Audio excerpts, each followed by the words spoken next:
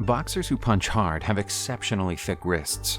The wrist delivers kinetic energy coming up from the foot entirely to the fist.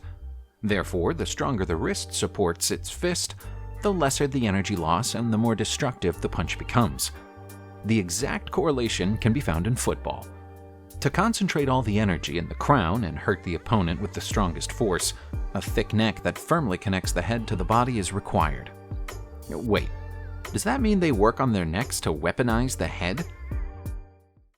The players on offense hold the ball and rush to the opponent, while the players on defense lower their bodies and tackle the opponent to knock them down.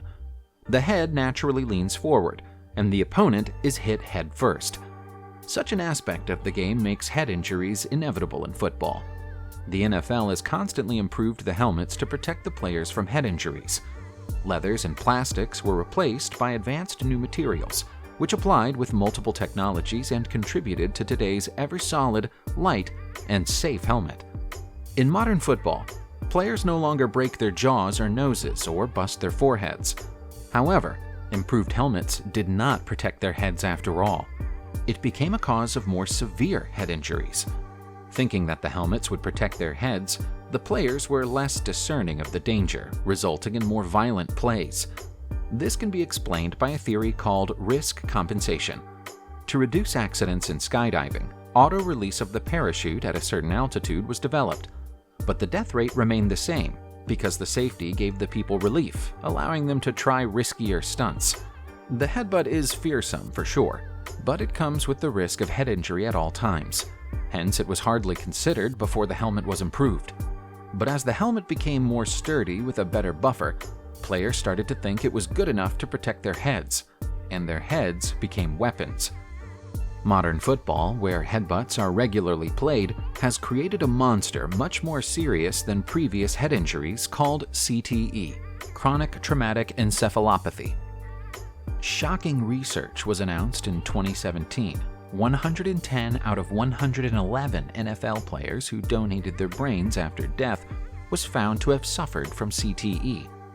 CTE is a degenerative disease found in brains that have suffered repetitive shocks like concussions. It can cause amnesia, impulse control disorder, depression, or dementia. The improvement in helmets brought aggressive plays and increased frequency and degree of shock in the head. According to New York Times article in 2017, players crash more than 1,000 times every season and suffer shock as severe as a car accident 62 times every game. Players whose heads are repetitively hurt are exposed to CTE with no protection. Using the crown of the helmet was banned in 2013, followed by a rule in 2018 where the player gets a penalty for lowering their head to initiate a tackle as prevention. But the concussion rate still has not changed much. As the league was not handling the matter well enough, the players had to protect themselves, and they came up with a plan to train their necks. 1 more pound in the neck muscle reduces the risk of concussion by 5%. The players used to work on their neck muscles to utilize their heads more flexibly, but now they focus on neck muscles to protect their brains from external shock. The player with the thickest neck in the NFL was Takeo Spikes, who had a 21-inch neck. Takeo's position was a linebacker who interrupted the offensive players in all directions on the field. The position was at risk of colliding with opponents often, which was why he specifically trained his neck. You must know Hines Ward. In order to protect players' brains, he suggested playing without helmets. Some experts say rules should only be made to allow tackles to the body and legs, just like rugby. Their thick necks used to symbolize violence and masculinity, but now it is a symbol of the sacrifice for those who play under risk for a living. Thank you for watching.